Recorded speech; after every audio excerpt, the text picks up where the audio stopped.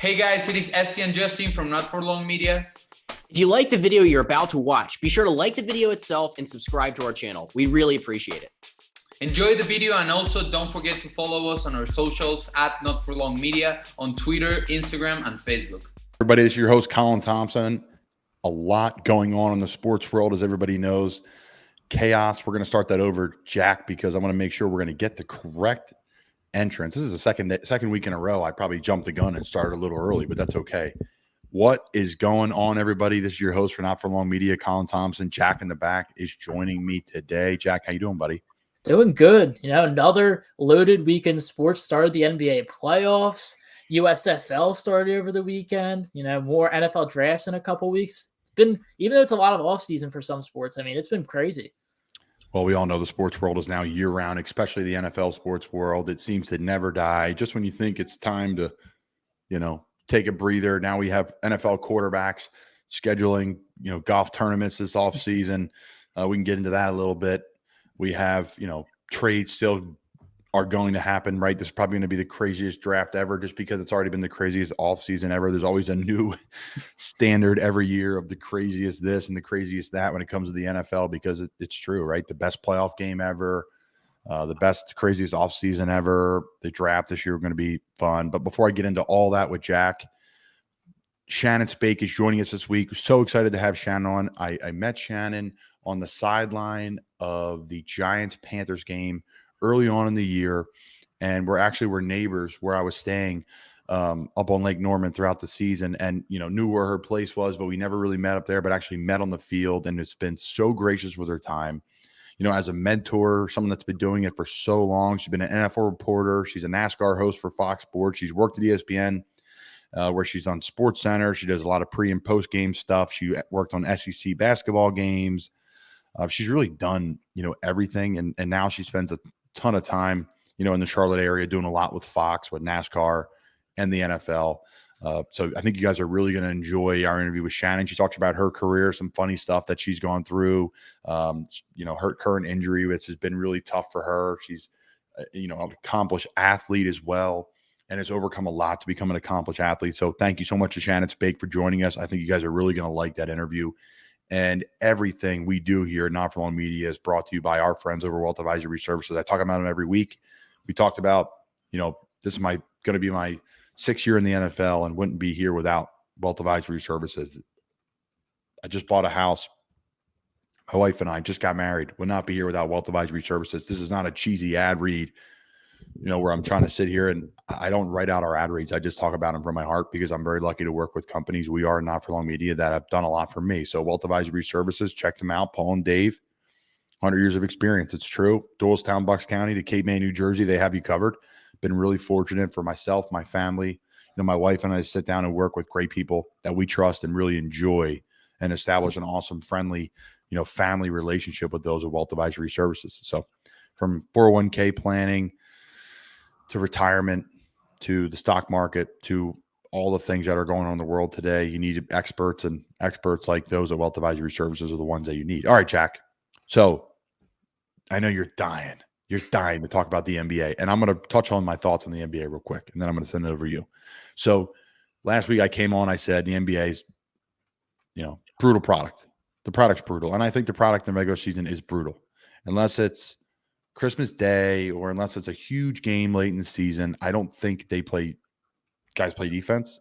I just don't think it's entertaining. I just don't, it doesn't do it for me. But I watched games this weekend. I was thoroughly entertained.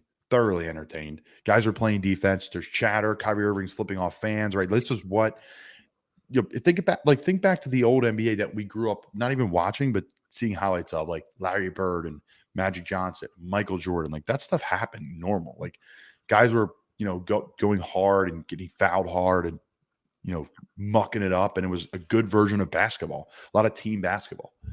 I text my father-in-law because he, like me, shares the same opinion of the team basketball game of the NBA has changed. And I get it. These guys are unreal. They're too good. And I said to him, there's a really good game going on and happening right now with the Sixers Raptors. Really good basketball game. So the Sixers are, doing well. Jack, I digress. I get off my hot take seat here of the NBA is back and better than ever in the playoffs, but I refuse to watch it in the regular season. The Sixers game was absolutely unreal. The one thing that shocks fans the most, I mean, everybody's expecting Embiid to go off. It was Tyrese Maxey. Tyrese Maxey was unbelievable. He was killing Toronto all over the court. He had a gigantic three-pointer from nearly the logo, dropping 38 points game one. They absolutely shut down the Raptors on offense. It was just literally the perfect game Sixers fans wanted to see. And Embiid and Harden really didn't even have great games. And that's what's so scary about it. Now, it looks like the Sixers are going to be making a surge because Toronto's dealing with a lot of injuries. They can take a very big 2-0 lead heading into Toronto. I mean, just across the NBA, it has been great. I think the most talked about and the most exciting series so far has what you mentioned, the Celtics Nets. I mean, there is no love lost between Kyrie and Boston. It has been hilarious to watch. The flipping off of the fans, yelling at them on the walking back to the locker room in the Garden. It's just been a spectacle. And then Tatum capping it all off with a buzzer beater layup to take a 1-0 lead in that series. Absolutely incredible. And it's great to watch that because I watched that and then I've been watching Winning Time on HBO, which is the show about the Showtime Lakers. And the latest episode was about the start of that Lakers-Celtics rivalry. Almost exactly what you're talking about, like that hard basketball, the trash talking, everything. And it was like you're seeing shades of that in the modern era. And it was just really great to watch. It's going to be a hell of a series. You're 100% right. I think you need that in basketball. I think you need it in hockey. I think you need it. It's football. It's already there because it's a short season. You know, 1 or 2 wins, 1 or 2 losses can change the entire, just projection of your season. The NBA, the NHL, right? It's such a long, monotonous year. MLB, right? But that's a whole different ballgame. That's even more of a marathon. Times that's talking about Shannon Spake and her triathlons. That's a triathlon. That's forever. And a bunch of different things and intangibles. What about the Phillies? We're going to shift gears real quick. I mean, just like I said, early in the year to my buddies, excited about the lineup, but not excited about the bats. I mean, we shouldn't be talking about, we got the Breaking Bats hats on today, by the way. They are officially on our website, notforlongmedia.com. 47 hat, nice soft logo. Check them out. Shipping across the country. Beautiful hats. But man, opening day looked perfect. Schwarber went yard. It's just everything looked perfect. And then the bats just went dead. Yep. And now, I mean, it's a struggle against Miami. And it's just now Zach Wheeler is really not looking great. I mean, it's a long, like you said, it's a marathon of a season. There's about 150 games left in the year. I'm sure the bats will warm up, but it's just not looking great so far, especially to Miami. I feel like the Phillies have always kind of struggled against Miami, no matter how good or bad they are. So you can just take that as just what it is. I mean, there's a lot of teams out there. Sixers always have struggled against the Magic. Just they can't find their groove against certain teams, and they really pick it up. So I don't think anybody's going to start throwing the talent on the Phillies yet. You got to give Schwarber, Castellanos some time to warm up. Wheeler to get back to health because, I mean, Wheeler had a rough start to spring training. I don't think he pitched any of spring training.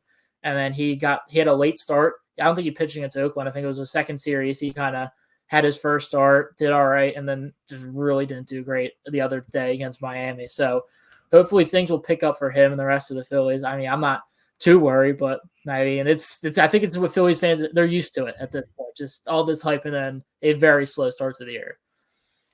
It's going to be interesting to see. They're going to have to go out and get pitching. They're going to have to go out and get pitching and be dominant in that, arena. I grew up with unbelievable pitching in Philly, and they seemed to find a way when the bats were, cold to string some runs together and find a way to get it done. And they always won different ways. So, yeah, we'll see what happens. But, I digress. Enough of the Philly stuff for everyone out there that's not a Philly people. But there's unbelievable things going on in the sports world today. Some news today that came out of the NFL. There's 2 things, really big news from Apple. We're going to get into that. But 2 is the match.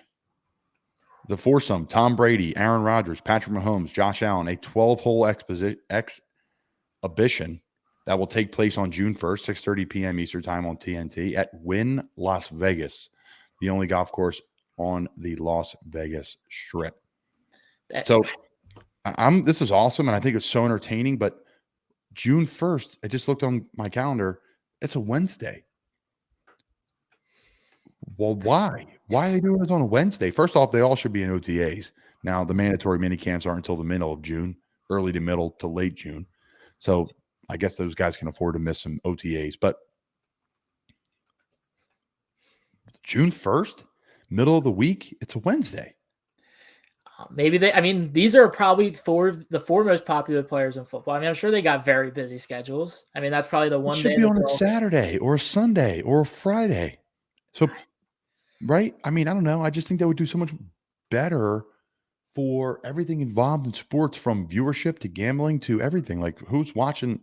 I guess a Wednesday night, you're fine. But on the West Coast, it's a 3:30 tee off. Who's watching that? People got to work. Yeah, I don't know. I'm excited for it though. I mean, we've watched Brady in these sort of challenges against Peyton Manning and stuff over the last couple of years. It is just being mic'd up. It is great television. I think the one thing I kind of would compare it to, honestly, it's like how celebrity boxing kind of revitalized boxing, brought it back into limelight. This celebrity golfing almost is just like the personalities being mic'd up, and then they kind of had like duos where they'd be paired with a golfer. Now I don't know. I believe they're all on their own. It's just a 4-person tournament, but it's just still, that's just gonna be great to watch. Just get a lot of people excited about golf again. I mean, you were talking about it the other week with Masters. We need more events like the Masters that bring popularity to golf that everybody's tuned in. And this is going to bring almost the entire new demographic into the golf world. Just Bills fans, Buccaneers fans. I mean, they're all going to be wanting to watch this. They might not necessarily be big into golf, and they're going to be tuned in. Who knows? Shifts the market a little bit, brings in new viewership towards golf. No, you could probably you see it. Watch down the line. J.R. Smith's going to be involved in some of this stuff, right? And it's going to be interesting to see what they do with this. I think it's a great business move. I think it's a good move for them. Why not? It's fun. What's the worst thing that can happen? They all have good athletes. They all have good swings. They all have Super Bowl trophies. No, other than Josh Allen. So he'll get one in his career for sure. You would think. Pretty good player. Pretty good team. So I digress. But again, my only pet peeve with that is, why is it on June 1st? I have no idea why. All right, we move on. It's going to be a lot of business of sports heavy episode this week because there's a lot to talk about. This just came out of Front Office Sports, which a lot of our stuff's going to come off of Front Office Sports. Check them out. We have Business of Sports Insider as well, which is similar to what they do. But, quote, Apple is on the verge of securing a deal for NFL Sunday Ticket, and they may even have it already. The deal could earn the NFL around $2.5 billion annually. End quote. It's a lot of money there. I mean, Apple TV, they just secured the MLB rights for, I forget exactly what they have, an MLB package that they're running this season. But I mean, talk about drive. Oh, I don't know a lot of people that had Apple TV before this, but I think they are going all in across the board in terms of sports and television. And I think this is going to draw in a huge market of subscribers to them. Sunday Ticket, that's huge. Huge. Absolutely massive. I wonder if that comes to the red zone. Probably. I wasn't believed. Yeah. I mean, that's a lot. So many people I know just watch Red Zone. I mean, people like, I love football, but like, I've got fantasy. Like, I want to keep tabs on all my teams. So like, they'll have their team on one TV and then Red Zone another. That's a big market. That's a big chunk of Sunday football watchers you're bringing in right there. Huge. 2.5 billion. I mean, that's a lot of money for the NFL. That, revenue wise, essentially what people don't understand too is, or maybe they do, but I'll paint a light for some that don't, is the players owe the money league back because the owners allowed the players union to keep the players salary cap where it was through COVID. So the salary cap is whatever, let's say it's 200 million. I forget what it is. I think it's $180. I forget what it is, but say it's 200 million. Well, the players want to keep it at 200 million. So players are getting paid right at that number. And you can continue to have, all types of players, like veterans making medium money, high-end guys, etc. Because if the cap didn't stay where it was, and say it goes down to 100 million because it's a COVID year and there's no one in the stands and COVID's going crazy, right? It's a whole, we all remember those times.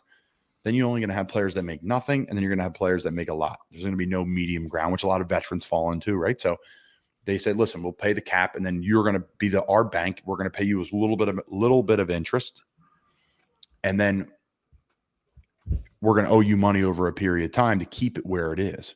So the money's being made up because the NFL's done really well the last couple of years. Everybody can see it's doing, the product is rolling. So that's good, but I'm interested to see where the 2.5 billion is going to be split. So we'll see. There's a lot of business talk. 2.5 billion, Jack. We're going to get into Elon Musk in a second and Twitter, but we're going to transition to a new segment, that we started last week, but we just talk about kind of our cool sponsors and how they match up with people, what we're doing. So our badass of the week brought to you by Fuel Hunt, fuelhunt.com. Check them out. The best workout equipment, the best brand that I love aligning with.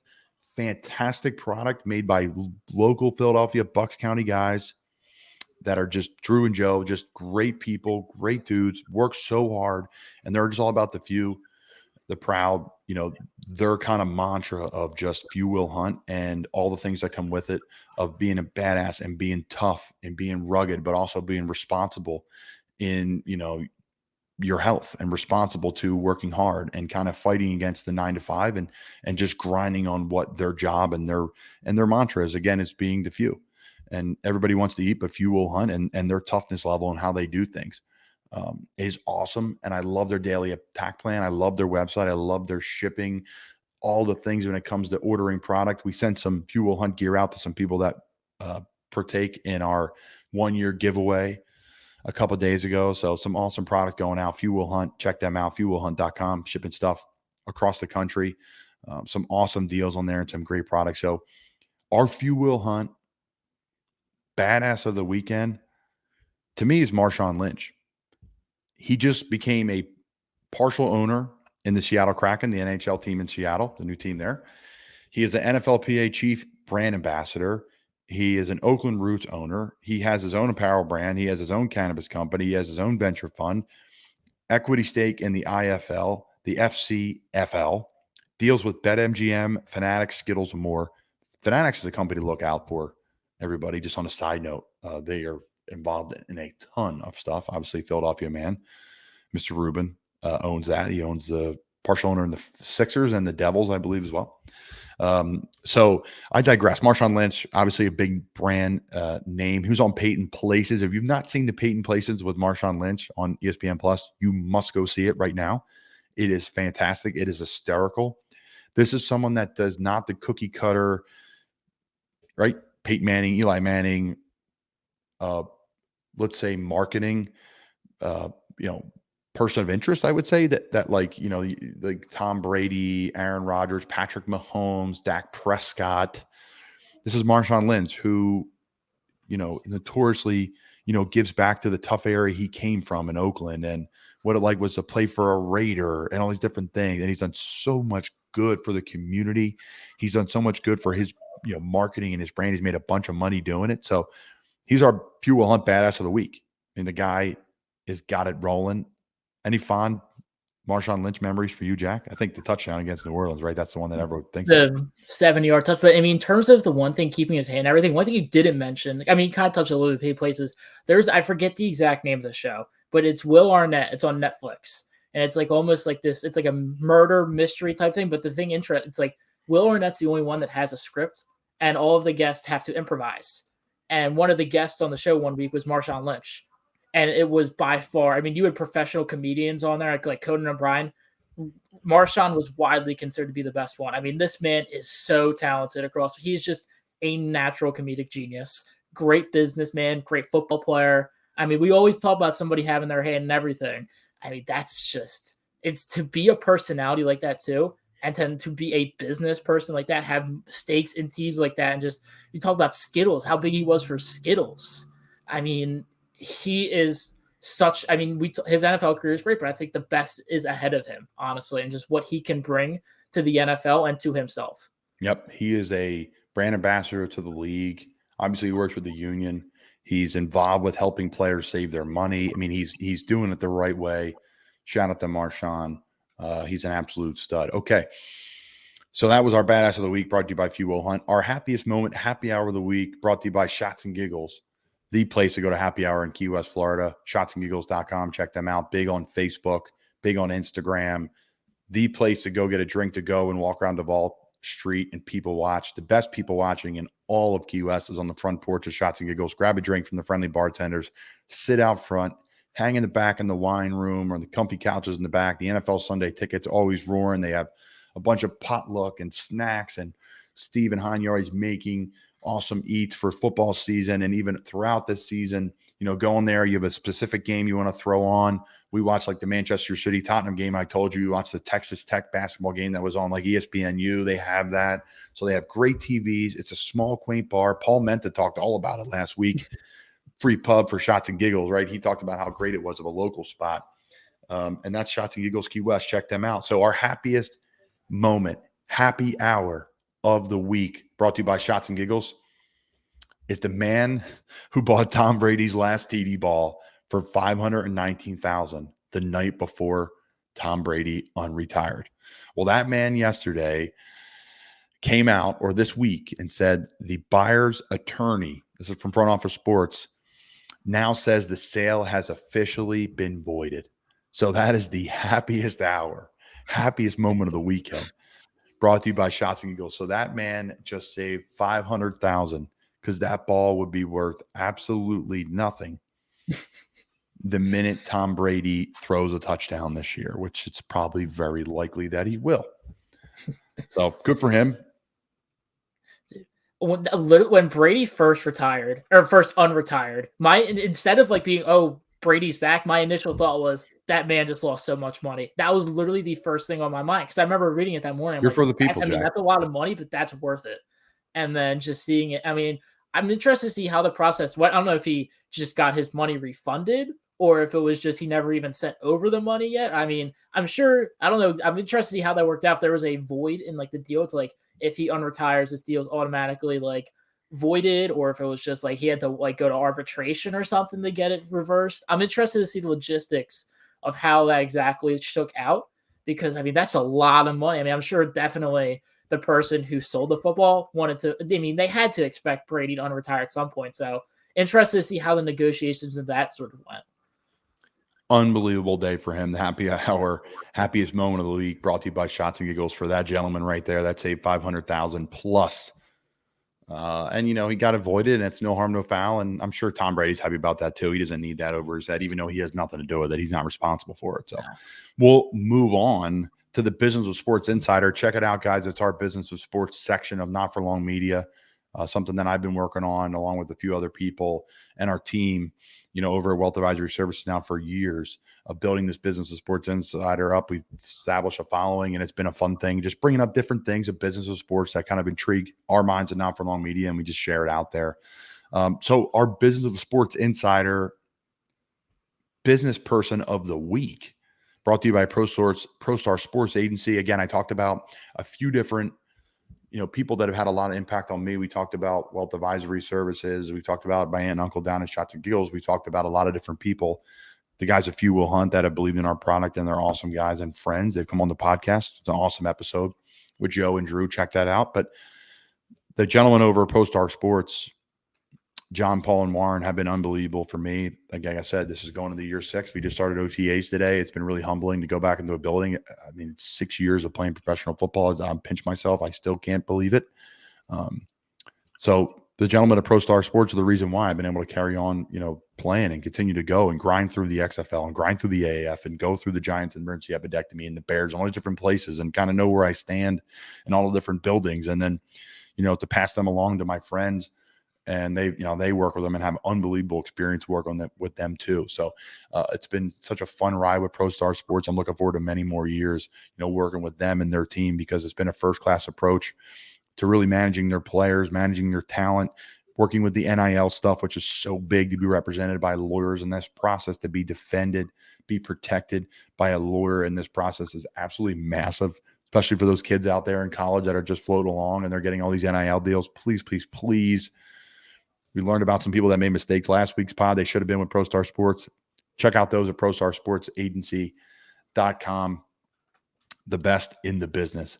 Thank you guys for all you do for me. Okay, so brought to you by the Business of Sports Insider and ProStar Sports Agency. Front Office Sports reports Elon Musk has offered to buy Twitter for $43 billion.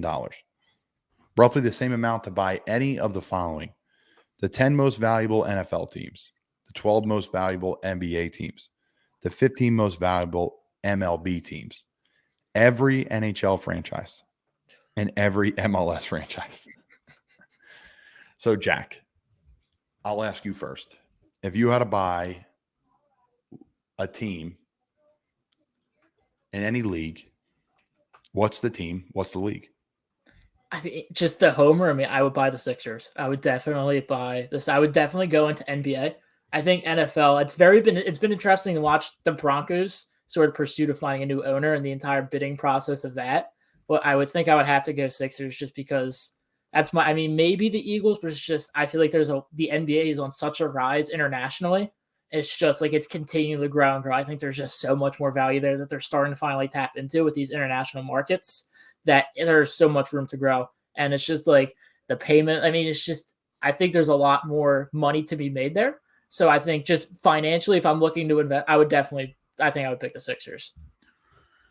I could have guessed that you were going to say that. I love it.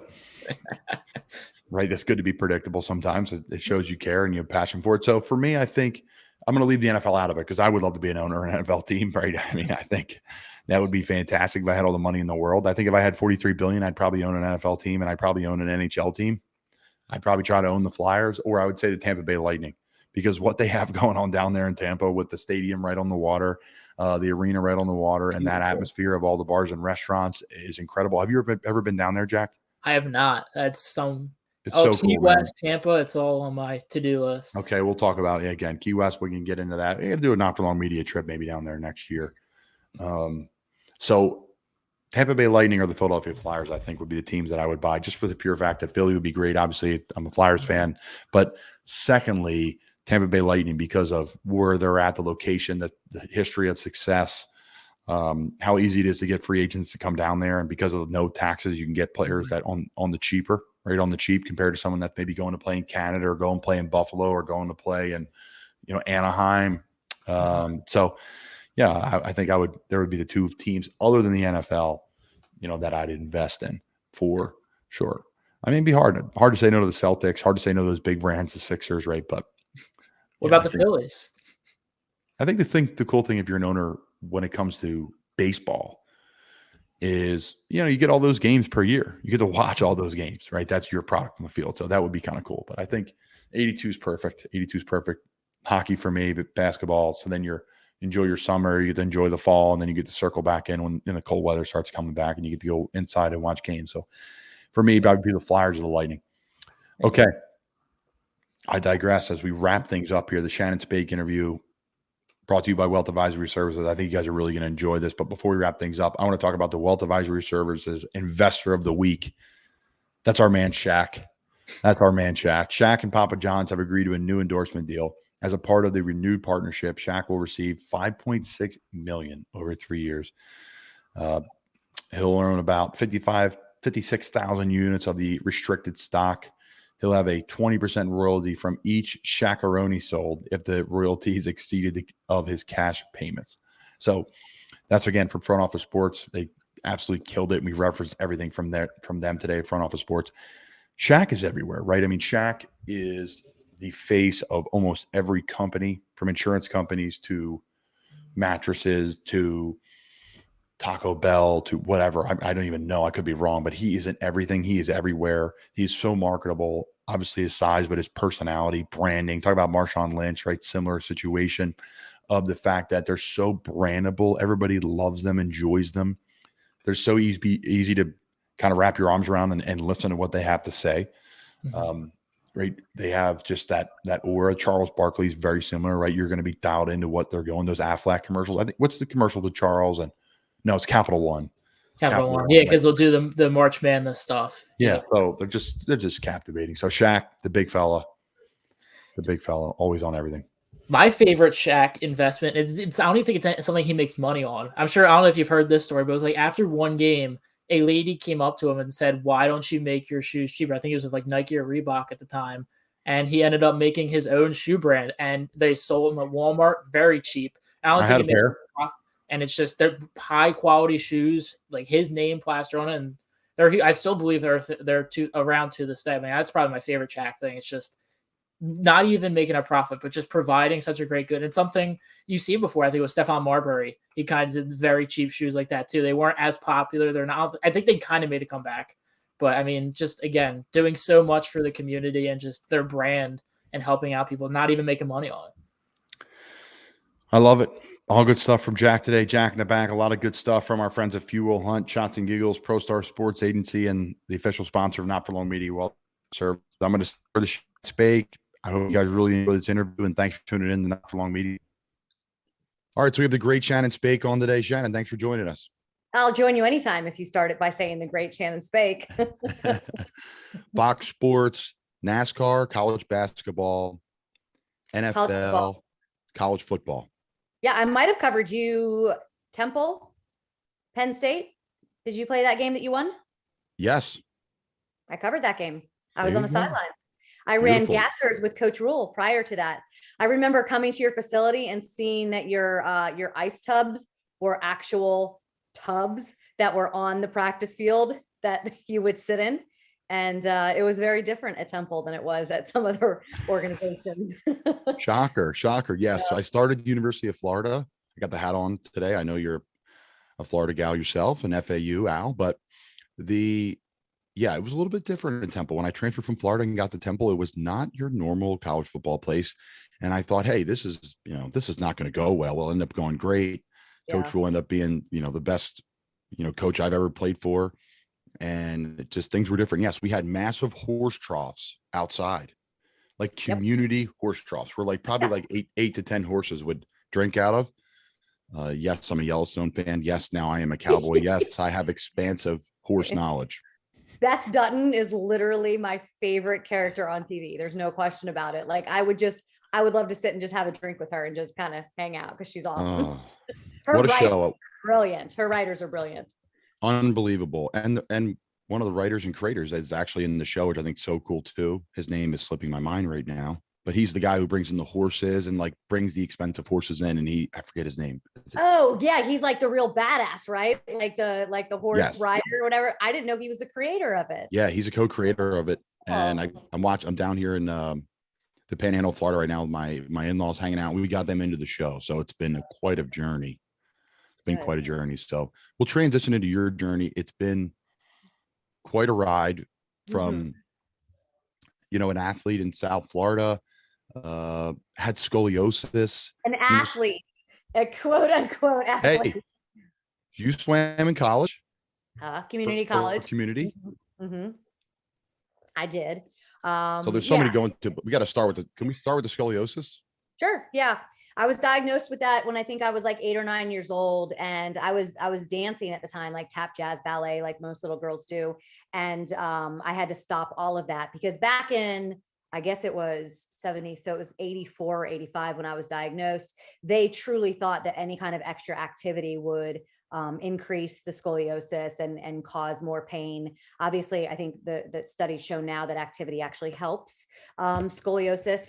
So there was a silver lining. I was going to a chiropractor and he was reading the curve wrong the entire time. He was reading it on the less aggressive side. And so when he finally said, hey, it's time for her to get into a brace. And I apologize if my camera is sort of like on an angle. I'm laid up right now. And this tray that's underneath it is just a little bit, it's a little wobbly. Anyways, I digress. So I was supposed to get into a brace. And when my parents took me to the orthopedic surgeon to get braced, he said, you're way past brace stage. Like all you can do is surgery at this time. So like I said, it was a silver lining because I knew some kids who wore those braces and back then they were, you could see them through the clothes. They were super constricting, like you couldn't do much. And you know how kids are when you're that age, right? Really tough. Just cruel. And so I had the surgery. I was out of school for a month. I have two rods in my back, one on each side of my spine, a scar all the way down my spine, and then a scar on my hip where they did a bone graft as well. And it's funny, because I hardly ever think about it. It's not something that's ever restricted me or prevented me from doing stuff. I swam competitively, as you mentioned. I had twins. I've done 7 half Ironmans, 4 marathons, trained for those pretty rigorously. And it's never been something that's restricted me.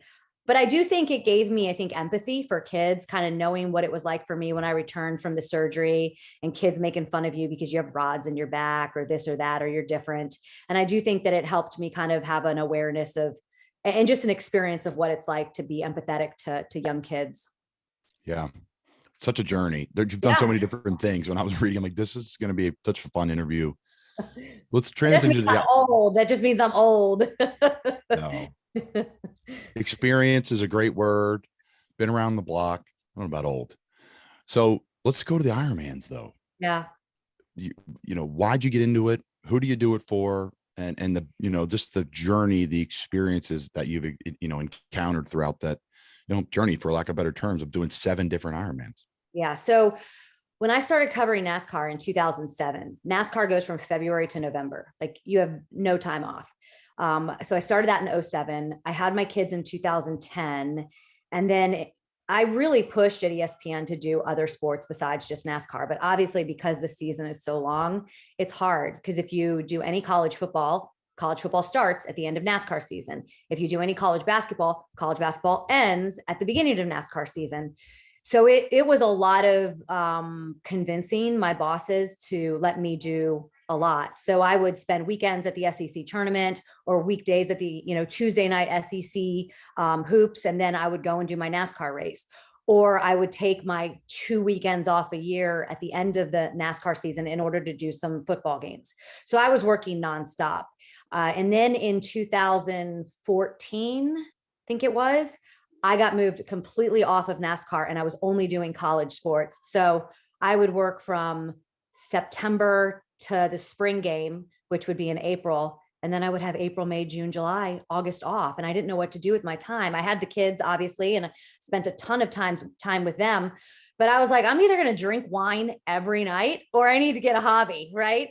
And so Jimmy Johnson, not Jimmy with a Y, Johnson, football guy, Jimmy with an IE, NASCAR guy, Jimmy Johnson, Casey Kane, Marty Smith, like a couple of people had done some triathlons. And I was like, well, I swam and I know how to run. I did a marathon in 04 and 05. I was like, let me try this. So I trained for a sprint and really loved it. And the next year I trained for an Olympic and I really loved it.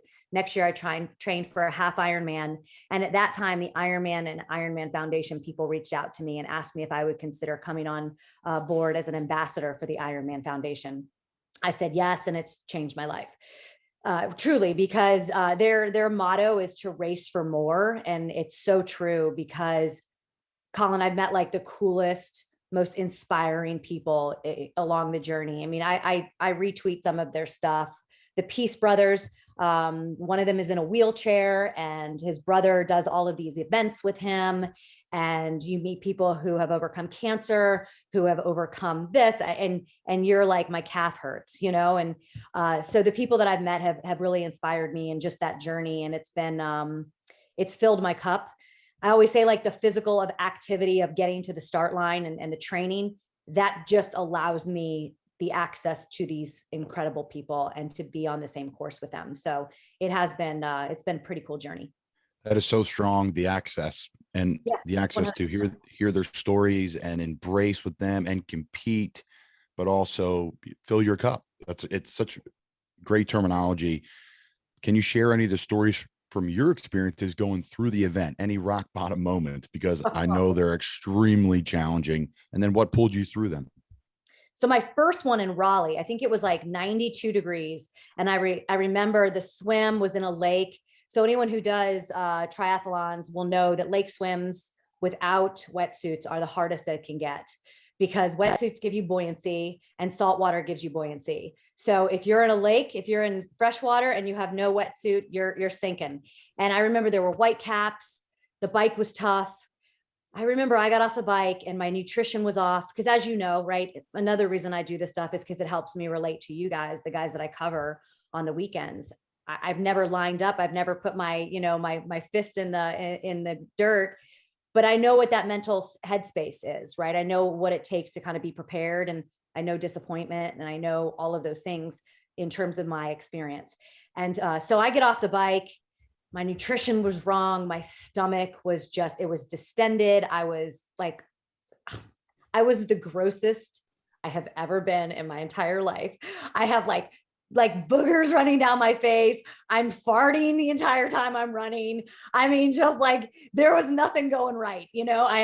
I had poured too much water on my head and it had gotten into my shoes. So I was squishing every single step. This sounds like training camp in Spartanburg, South Carolina, by the way. Yeah, exactly. Because it gets smoking down there. It was awful. And I remember crossing the finish line. I remember thinking, I'm never going to finish this. And then I remember thinking, just get to every single water station. Just get to the next water station, which is every mile for 13 miles. When you get to the next water station, figure out what you want to do. So I would get to the next water station. I would walk a little bit and then I would start running. And I crossed that finish line and I was like, I'm never doing this again. And then of course the next day I was like, well, I'm still alive, so I signed up for another one. I had a really rough one recently. I almost tapped out in the swim.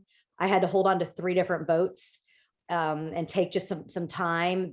Again, the waves were just crashing over our heads, and in the water, you know how panic can set in real quick, and it can go from 0 to 1,000 very quickly. And you have to constantly keep assessing yourself to make sure mentally, like, I'm hanging on here.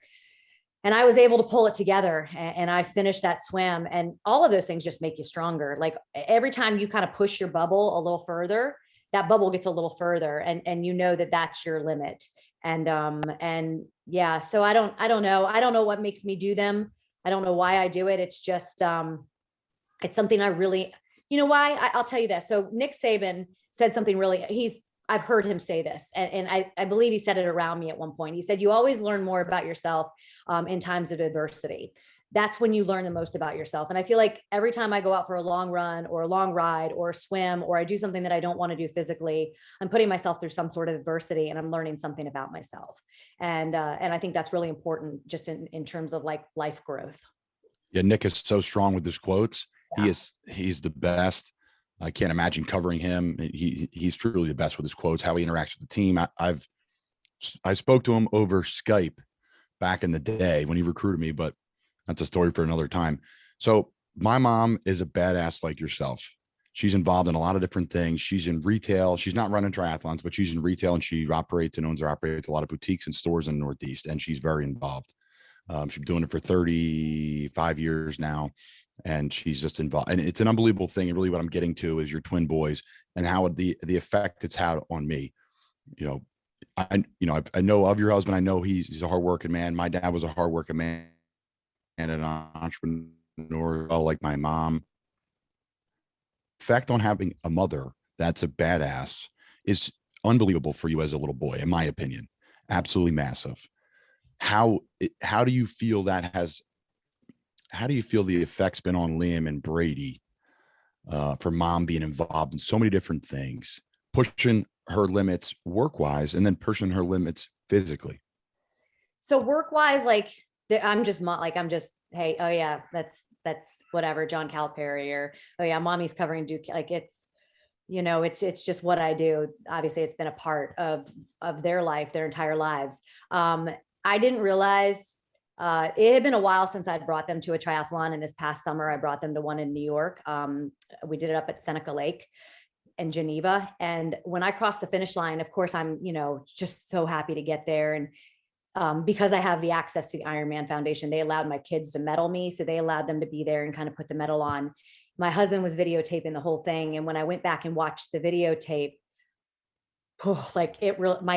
they were like touching me, and like they couldn't get enough of they were so proud of me. Like you could really sense the pride. And the course that I ran, you ran through sort of this park. And so they were there with me through a lot of the run, because they'd run about 100 yards with me when I kind of ran through one area. And at first, Colin, you're like, hey babies, I love you. It's awesome. But then you realize that every time you see them, your heart rate goes up. It takes you 5 minutes to get your breathing back under control, everything. So by the end of it, I'm like, babies, I love you so much, but mommy's got to finish this. Like, I just have to finish this race. But it was really cool. I actually have a picture right there of them running next to me while I'm, running the run portion of that triathlon. So it was pretty cool to have them there. But the video of them, sort of the pride that I saw at that moment, that was pretty cool. That is cool. I don't know if it's personal or not, but maybe we could share it out on our social media or one of your videos of you crossing the finish line. For sure. Absolutely. Yeah. Absolutely. Yeah. No question. So let's transition into your media journalism career. Where did the passion start? How'd you get into it? Yeah, it's hard. That's hard. So it's funny because you don't really think when you're younger that you're this is what you want to do. But I talked to kids that I went to high school with and college with, and they're like, I always knew that you were going to do this. You used to talk about it all the time. I always loved sports. My dad used to throw the football with me all the time growing up. Miami Dolphins were my team growing up in Fort Lauderdale. And I always loved football. And obviously down in Fort Lauderdale, you had the big three, you had FSU, Miami, and your Gators. So I lived in New York. I moved to New York after college. I lived there for 3 years, and I was there during September 11th and realized during that time that news was not what I wanted to do. Also realized a lot during that time about myself personally, but I was working at, God, where I had worked at CBS. I had worked at the early show for about 2 years with Bryant Gumbel and Jane Clayson at the time. And I had just left that position. And I wanted to go back to the studio where they were doing the NFL Today. They had the NFL Today was out of the same studio. I just wanted to go watch the Dolphins play one day. And so I reached out to like one of the stage managers that I knew. And I was like, hey, can I come by and just watch the game? I don't have money to go sit at a bar. And obviously it was blacked out in most of the areas that we had. And so I ended up going by the NFL Today. And I ended up like working that day. They were like, hey, do you know where we can find like paper clips? Do you know where we can find paper? Do you know where could you run these copies? And by the end of the day, the guy that had asked me to do all this stuff, he's like, do you want to come back next week? He's like, we can try to get you paid. And I was like, I'll come back next week. You don't even have to pay me. I'm sitting here watching football with Dan Marino, Jim Nantz, Boomer Esiason, and Deion Sanders. You know what I'm saying? Like, I will come back every single week. I'll pay you to be here. And it was at that moment that I realized that sports had to be like the rest of my life. And I don't necessarily, I didn't actively seek to be on camera. This is something that truly like found me. I've just always worked really, really hard at the position that I'm in. And when the next position has been available, I have been ready for that. Right. Because luck is, they always say luck, but luck is being ready for that next moment. Luck is being ready. When someone says, can you jump off that cliff? You go, I got it. I'm going. Like, yes, I know exactly how to do it. And I was always ready for the next step. And I never had a plan B either. I think, Colin, you could talk to so many people who don't have plan Bs, right? Like they can't go back. There's no going back. So you just have to kind of keep pushing forward. And I think that's what I did. And I've been very, very blessed. Again, I'm not the best. I've never been the best, but I will outwork you. I'll be the first one there and the last one to leave. And people will enjoy working with me. I tell young kids all the time, that's the secret. Be a hard worker and be likable. It's a magic formula that works every time. That is so strong. Luck is being ready. So when you're in the booth, you're getting to know these people, not in the booth, but when you're in this area talking to these legends in football, and it hits you like a ton of bricks, like, wow, I need to be in this. I need to prepare for this. I'm going to work for this. But you talked about luck being ready and the preparation. And I go back to my mom and how I learned to prepare, and my dad learned to prepare. And I was so fortunate to be taught at a young age about visualization and taught about vision boards and taught about, what it takes to be successful in all different facets. And I saw it every day. That was our conversations at the dinner table. What was your childhood like? Did you learn these tools? Because everyone goes to college and feel like you're going to learn a bunch of stuff, but really college is like, all right, here's load management, here's some alcohol, here's some fun, here's some party. How do you balance all that and then get your stuff done at the same time? That's what I feel about it, making connections. Obviously, you learn a lot. I'm not coming at the college system by any means, folks. I learned nothing in college, Colin. So college was not my thing. It was not. How did you learn to prep, though? Right? You had that. You didn't have it in you. You're not born like that. But where did it come from? I think it was because I had no choice. Okay. When I moved to New York, like it was like I had no choice, because before I moved to New York, the path was very unclear. Very unclear. I grew up in Fort Lauderdale with a single mom in the 90s where she worked 3 jobs. There were a ton of distractions. There were gangs, there were, kids getting GEDs everywhere. My friends, like there was no path set out for me. When I started covering college sports, I would go to some of these colleges and I had no idea some of that stuff was out there. I knew Sunrise, Florida. And I knew that area, Plantation, that area. I knew nothing. And so I think it was just like, kid, you got to do it. Like, and if you don't, do you want to go back there? Because that's the only option. And I didn't want to go back there. So I taught myself very quickly how to do it. I love it. Self-starting. It's what it takes. At an older age. And that's what I tell my kids all the time.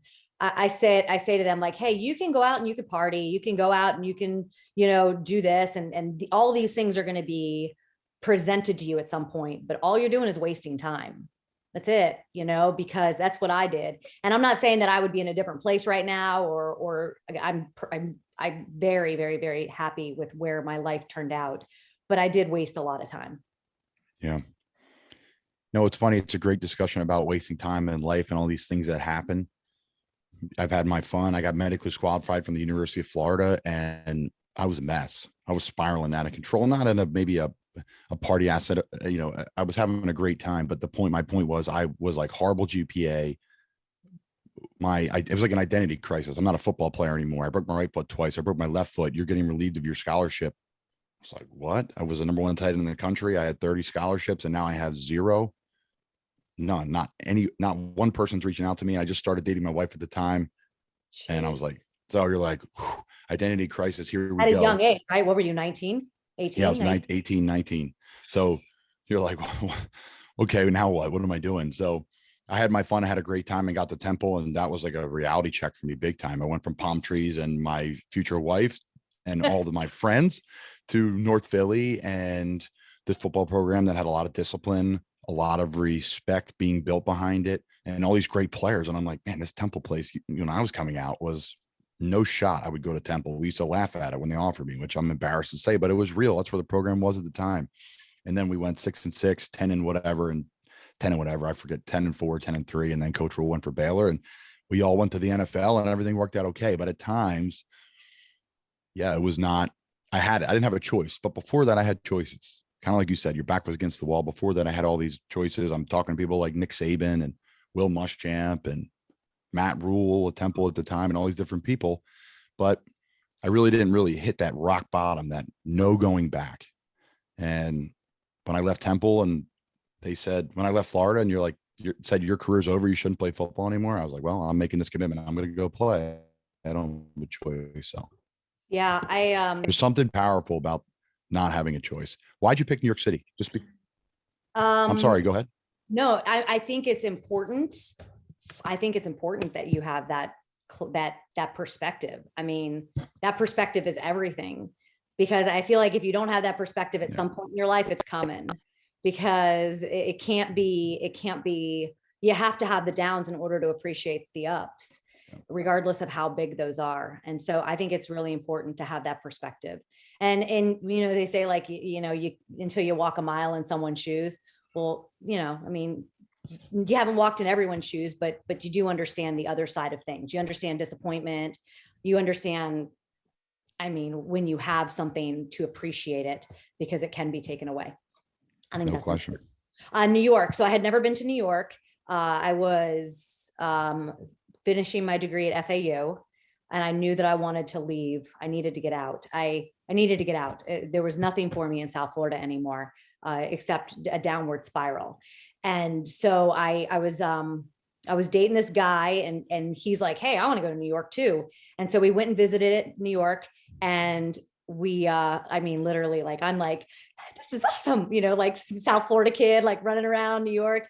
And we went to Times Square, and that was like when TRL was like really popular. So here we are in the middle of Times Square, and there are like thousands of kids, and they're like screaming, and you look up and there's Carson Daly standing next to Britney Spears or Eminem. And you're just like, oh, this is where I have to be. I have to be right here. This is the energy that I need. This is what I need right now.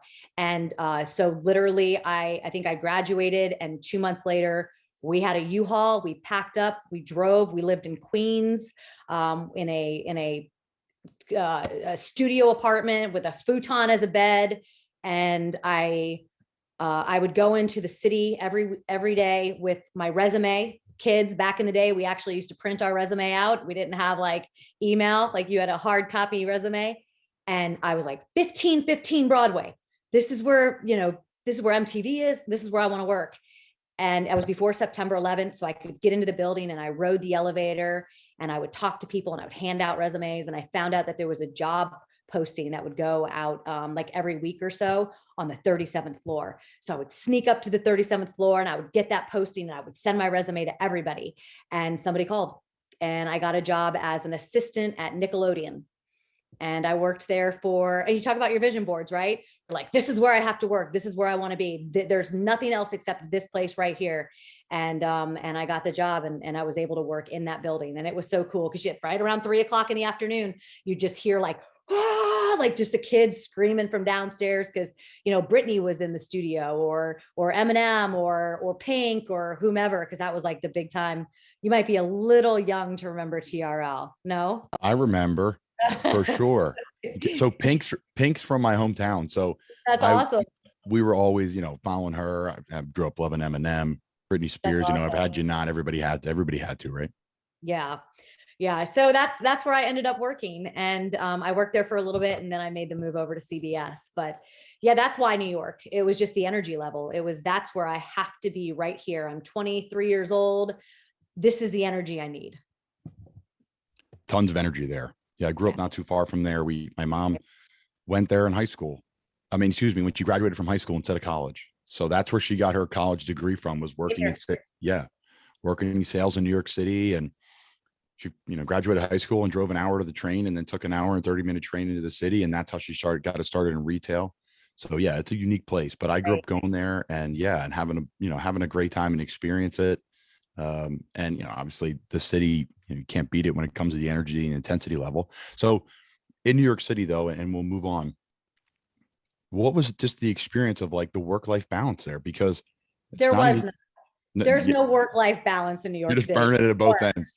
Yes, it's all work. It's work, and at night you go back to your, we lived in a nice place on 57th and First, but I shared a bedroom with a woman who was a hairdresser, and she would come in during the week, and we shared a bedroom, and I think I paid $700 to share a bedroom with her, and then you would get the yellowtail Chardonnay at night, and hopefully some leftovers, no insurance, walk everywhere because you couldn't afford to take a taxi cab, or if you take the subway, obviously, but I walked a lot of places. We lived in Astoria for about a year and a half, and then I moved into the city and lived in the city for about a year and a half, and that was a great experience. It really was. I go back there now. I don't know about you. I go back there now and I'm like, oh my God, there's no way I could live here now. Like, I'm exhausted. It's great for a weekend. Awesome. But Tremendous. back then it was just so cool. And I remember sitting on the back porch the night before I moved out of New York. And I remember, so I've run some marathons, and when you run a marathon, you're part of this stream, right? And you're just part of this stream of humanity kind of going. And every once in a while, if you have to tie your shoe or stretch or do something, you step out of that stream and the stream continues to go.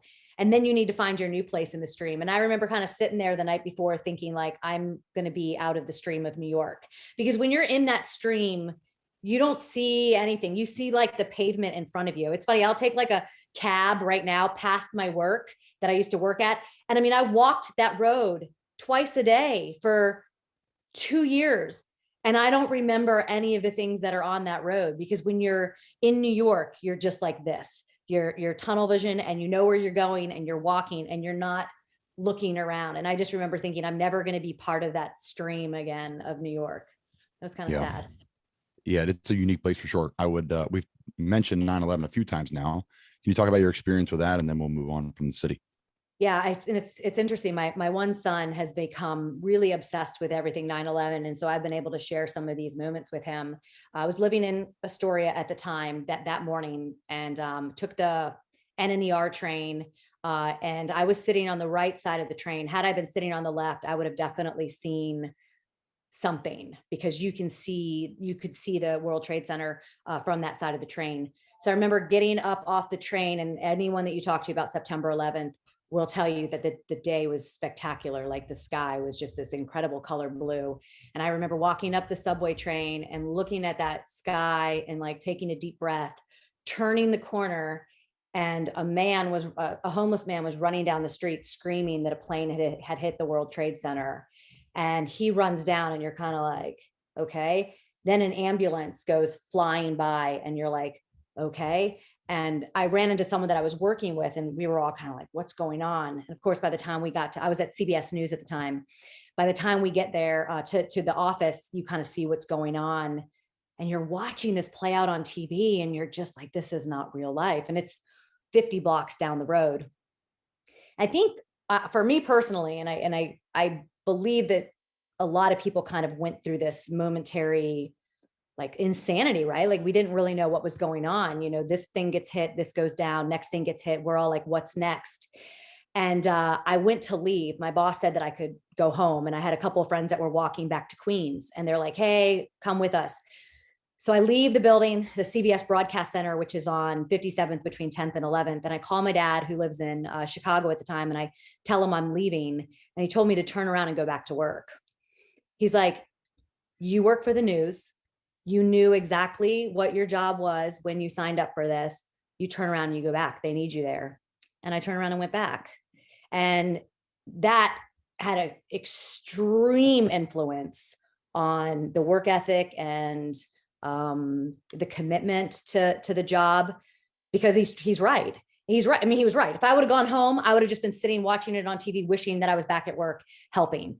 And so, you know, I was pulling in, you know, tape feed and doing whatever I could. I remember I got to sit in some meetings with Dan Rather back then, even though I wasn't working on the, you know, the evening show, which is anytime Dan Rather kind of walked into the room, you were like, holy crap, that's Dan Rather, you know, and it was a time where we were there all day, every day. You learned that weekends were no longer yours. We were pulling in, we were doing everything we could, but it was the thing that changed my life the most about September 11th were the missing signs that were all over the city. And I don't know if you remember this, but everybody thought that their loved one was just missing. And so they'd have pictures, and no matter where you were, you'd see those pictures. And I remember thinking, like, I wonder how many of these people put off having a family until they were making a certain amount of money or got a certain title, or put off a family vacation until this happened. And I remember at that moment, like kind of making a real conscious decision that I was never going to put anything off in my life for work. If I wanted to have kids, I was going to do it. If I wanted to do this, I was going to do it. So that's how September 11th really changed me. And it was also the time where I started to realize that I wanted that work-life balance, which New York didn't provide. So I lived there for about a year afterwards, and then decided to move. So that's my September 11th story. It seems like it's just yesterday, honestly. Like when I kind of retell that story, I remember like the cracks in the ground. Like I remember everything about that day. I remember the staleness of the sky. I remember walking back to Queens over the Queensboro Bridge and kind of looking back and seeing that huge billow of smoke with fire lights, with emergency lights everywhere, but no sirens, which indicated that no one, like they weren't going anywhere. When I ran the New York City Marathon in 2005, I've done it twice now. When I ran it in 2005, you run over the Queensboro Bridge. And I got really emotional during that time, because the last time I had been on that bridge on foot was on September 11th. And it was a big moment for me to kind of look in that same area and realize, you know, that I had been there, you know, 4 years before in that moment. So that's my September. More emotion while you're trying to, more emotion while you're trying to keep your heart rate down and focus. Yeah. And if anybody's run the New York City Marathon, you know that Queensboro Bridge, it feels like you go up, up, up. I think it's like 1.5 miles to the crest. And you're just like, oh God, am I ever going to make it? But you know what's on the other side of that Queensboro Bridge, which is New York City. And you come down into First Avenue and you're a rock star, man. There are just, people are lined, and it's awesome. That is so cool. That is so cool. I'm trying to figure out what I'm going to do when I'm done playing. I don't know if I'm going to have the juice left in me to do that, but I'm going to find a way. I think I'm going to start getting into that more competitively. Come on, do some triathlons. We do open water swims. You know where I live. Like we do open water swims right here all the time. So you're welcome. I've only swum in the lake with a beer in my hand. Honestly, I've never been in there without a beer in my hand. It's okay though. I'll find another time. Listen, I say that all the time. I'm like, I can sit in this lake all day if I'm drinking beer. I get in there for an open water swim and like, I'm like shark, snake, like they're like, I could care less what's in the water when I have a beer in my hand. But when I'm down there swimming for real, I'm just like, I'm scared the entire time. I love it. All right. So let's transition to Fox Sports. Yes. Obviously you have a massive role there. You do so many different things there. You're in the Charlotte area, big NASCAR hub. Obviously your studio's there. You travel all over the country. You said the weekends aren't mine anymore. We're talking about something else, but really when you're in this profession, the weekends are not yours for the majority of the year, at least. What's it like? I don't even know which way to go with Fox because you're in so many different things. Been very blessed, at ESPN for 10 years prior to coming to Fox, and now being at Fox. They've given me so many opportunities, hosting my own show. I've been covering racing for 18 years now, and to continue to do that has been really incredible. And then the opportunity to cover the NFL. I love college sports, but I do not miss 4.5-hour games.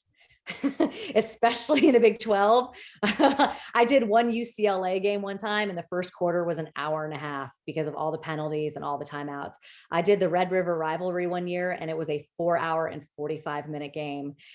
You do the NFL, you are out of there in 3 hours.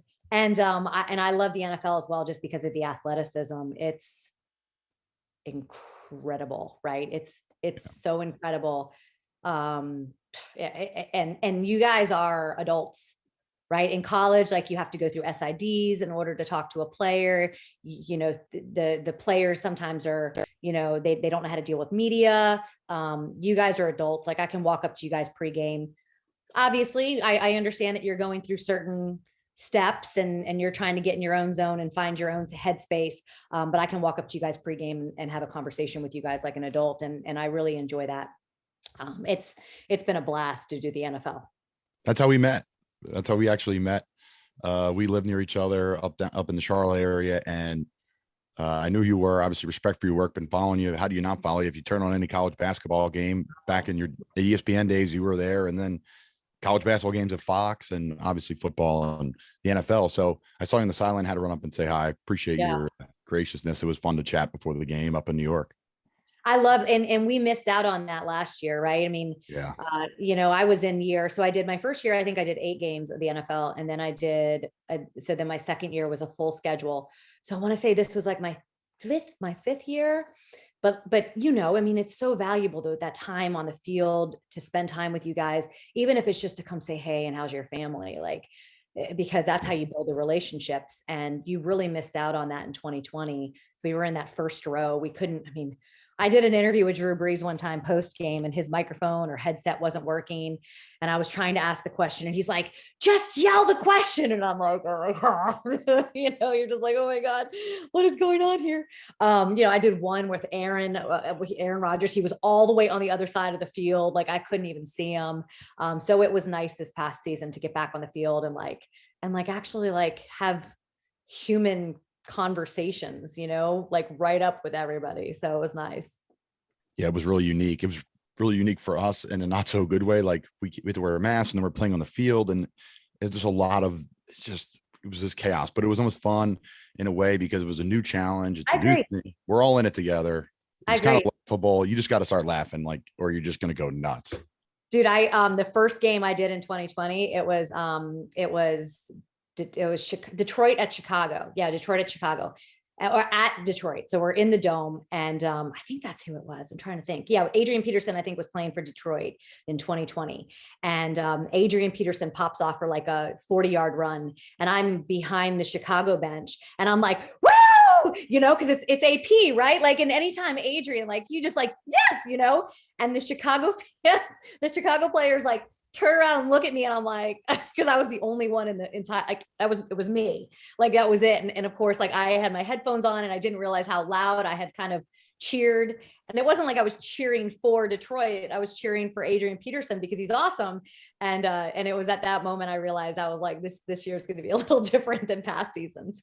Yeah, it was really weird. I remember being in Minnesota and looking around and just noticing all the signs and all the things around the building. Like, I would never even do that. But I was like, wow, they have Land O'Lakes sponsorship here and Coors Light. Like, I'll never forget it in Polaris. I'm like, that sounds about right for Minnesota. Good product placement. So it was just like, I remember those thoughts. I would never have them before, ever. That was the weirdest place, because they would go through the whole Skull chant, right? And you'd be like, there's no one in here. And they'd run out of the fire breathing dragon, and the players would be getting them. And you'd be like, oh, that was the weirdest place to be. That was unique for sure. It was really interesting. All right. So let's transition real quick. Can you give me the 30-second sales pitch on NASCAR? Because you're either a NASCAR fan or you're not. And as a kid growing up in Bucks County, Pennsylvania, an hour north of Philadelphia, we watched NASCAR on Sundays. It was in the background. It was always on. We went back for the crashes. We went back for the finishes. but I've just grown away from it.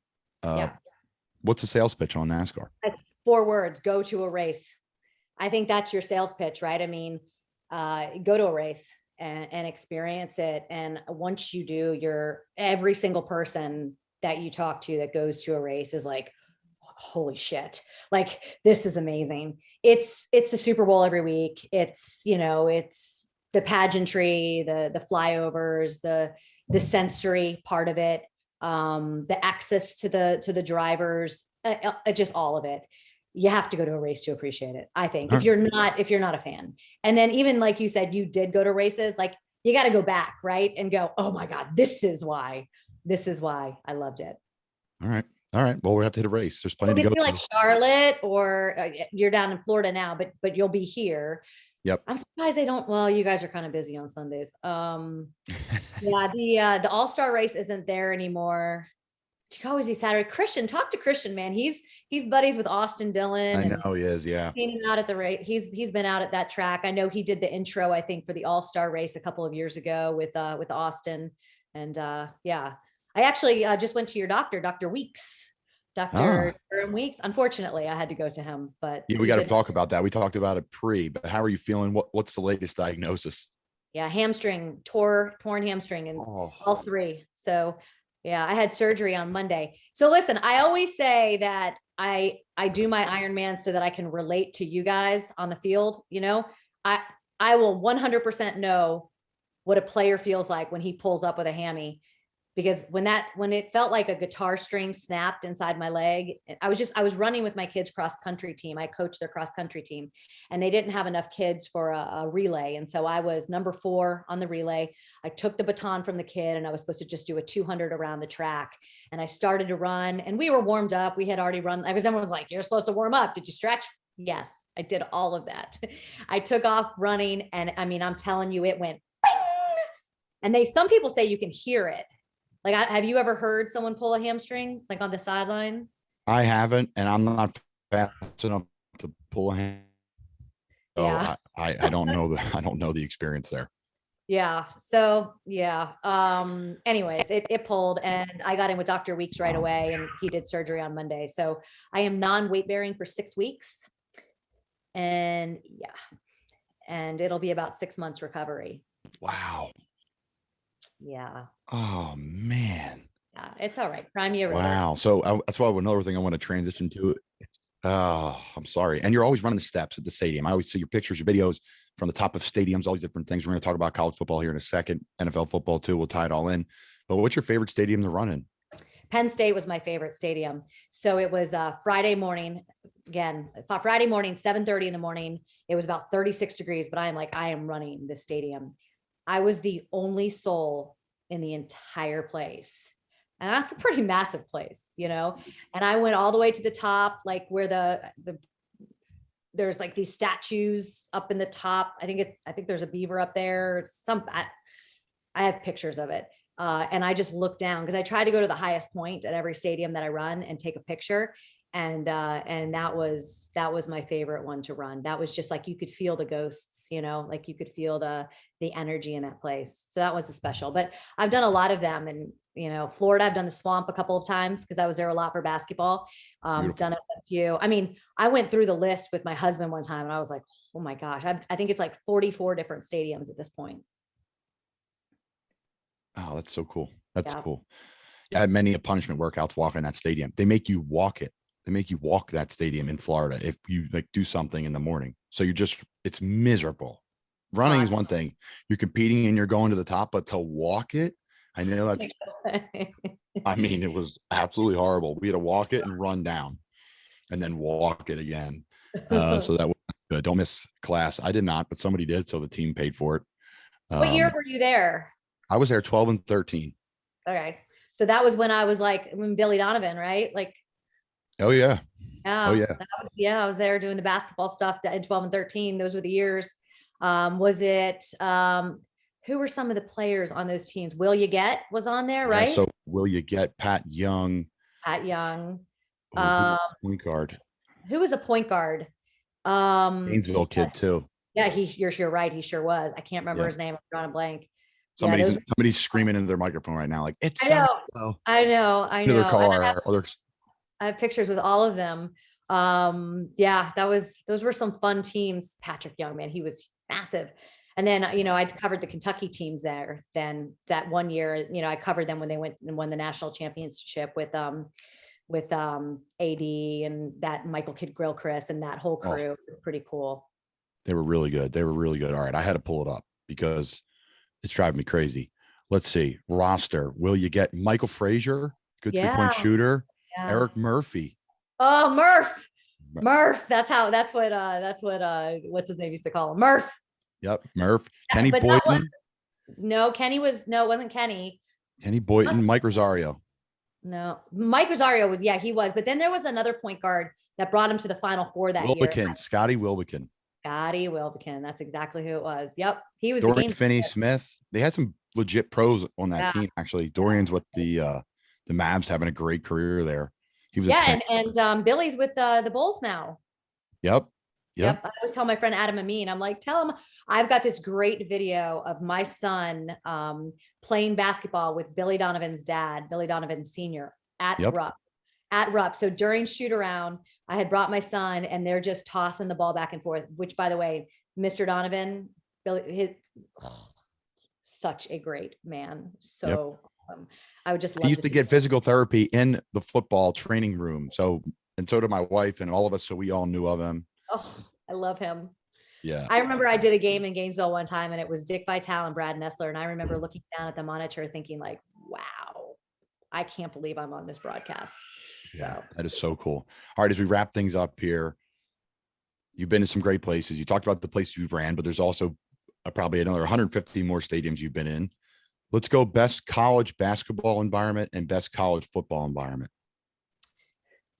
So it's a close tie with Duke, with Cameron Indoor for a Carolina game, because that place is, there's nothing like it, right? And there's nothing like pregame going back into like if you've ever been there, you know that the locker rooms are sort of back in this tunnel, in this hallway, and then Coach K's office is back there. And so we'll go back into Coach K's office with like Jay Billis and Dan Schulman and the radio guys, and you're sitting in this room with couches, and then all of a sudden Coach K walks in, and he doesn't even have like his button-down shirt on. He's just got like his white shirt that he wears underneath his button-down with like his jeans or his pants. And like, I just always remember like seeing his watch and thinking it was like, so, cause he's always got a jacket on. And anyways, and you sit there and you talk to him and you're just like, freaking Coach K, dude. Like, I'm sitting in his office. So it's the same way with Nick Saban, by the way. Like when you're sitting in his office and talking to him, you're like, Nick Saban, like it's hard not to kind of get a little bit starstruck. So Duke, Carolina, huge. But I got the opportunity to work a Kansas, Kentucky game at Fog Allen. Forget about it. Like it's like Cameron on steroids.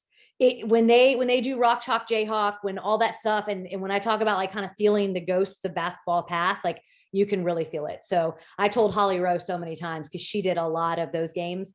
I'm always like, you are so lucky that this is, and I've told Bill Self too, like this is your office. Like you are so lucky that this is your office. College football, Camp Randall, jump around, nothing like it. Nothing like it. Wow. Camp Randall. I've been in there before with Brent Bielema. He recruited me and it was snowing. Love that dude. Love that dude. He was playing Bob Marley. I'm like, who is this guy? I'm coming here. I ended up not going there. Obviously, but it rained all weekend long.